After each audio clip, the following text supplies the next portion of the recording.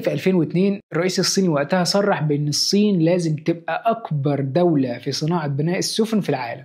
وعلى مدار السنين الصين كانت بتتعامل مع صناعة بناء السفن كصناعة استراتيجية لها أولوية، واتبنى فعلا عدد كبير من أحواض بناء السفن الكبيرة في كل أنحاء الصين. والصينيين بدأوا يتوسعوا بشكل مذهل لدرجة أنهم في 2010 بقوا لأول مرة أكبر منتج للسفن في العالم.